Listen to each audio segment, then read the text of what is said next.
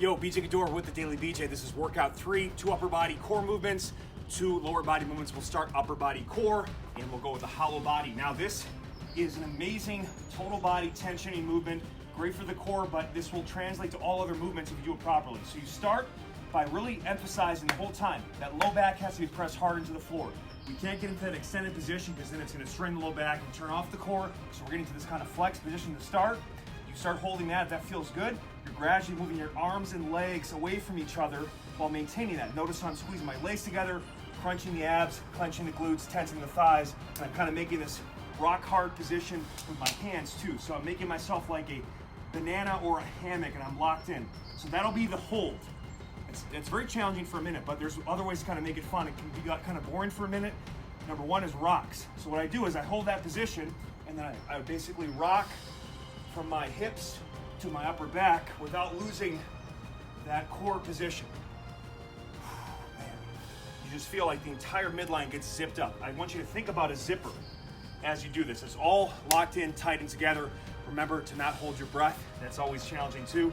Now the rolls are gonna give you more lateral core engagement, more oblique.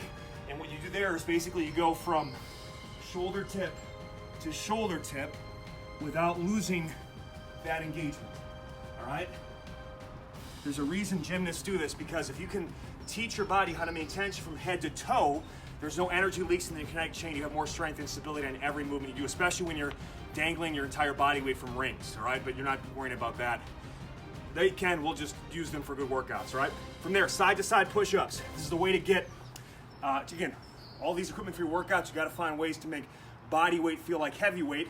By going side to side, we put more stress on one arm at a time, strengthen imbalances, and make the regular push-up, which can be boring if you just do push-ups and push-ups. Now we can progressively overload and challenge our muscles more. So you're gonna wanna, the wider your hand position goes, all right, the more your hands and your fingers will flare out a little bit, just like with your feet when you squat. And also the wider you go, the more you can shift your weight from one side to the other. So you can start kind of more in the middle, lock your feet together, squeeze your legs together, and all I'm gonna do is just shift my weight to one side, push back to the middle. Shift my weight to the other side, push back to the middle. If I go wider, now I really am gonna, that trail arm almost goes straight, which means the straighter that trail arm, the harder it is to assist on the movement, all right? BJ, it's so hard. My children, please, shut up. I'm in charge. Don't talk back. You can go on a bench, right? Elevate on a box, bench, bed. One thing that's nice about a bench is you can actually go neutral grip for those that have wrist issues or shoulder issues. You get locked in, a little more elevation, and then again, you can kind of just rock the movement that way. On all push-up variations, trying to keep nice vertical forearm positioning, straight line head through heels, and hollow body position. I always block the feet. That's what we're trying to carry over into the workout. All right, 2 lower body movements. That's a lot of fun. I think you'll enjoy it. We'll go lateral lunge. Now, big focus on the lateral lunge. You want that trail leg straight. You're working the lateral hip musculature on the side you're lunging to. We're also working the inner thigh musculature, the groin adductors, as a decelerator stabilizer. So they're both active. It's also very easy on the knees. You start here, keep hips and shoulders square, toes pointing straight ahead. Sit, reach for counterbalance, and push off quick. So I want you to load, explode. Activate those fast twitch fibers. I don't want you to go too low on these. People tend to kind of go too low and round their back. It's really not a functional position to go much lower than that. If you think about, athletic, right? Athletic position, push. Now you can make it harder by lifting that leg and creating more gravitational deceleration or load into that bottom position. So I can start here, sit into it.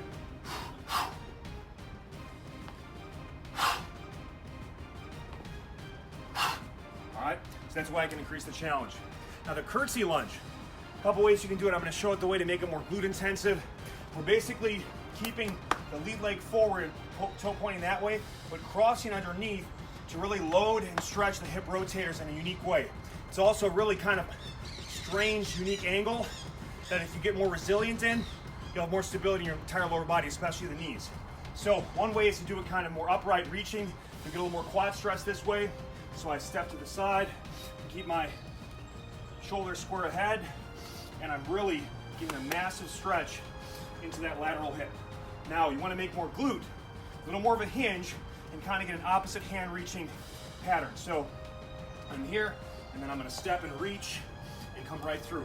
That'll load more glute ham. You're still dropping the hips down as you do it, so it's still gonna be hip, thigh, all the hips and thighs are working here, not just glute. But by hinging and reaching like that, you get a little more glute ham. Both options work. Enjoy this workout.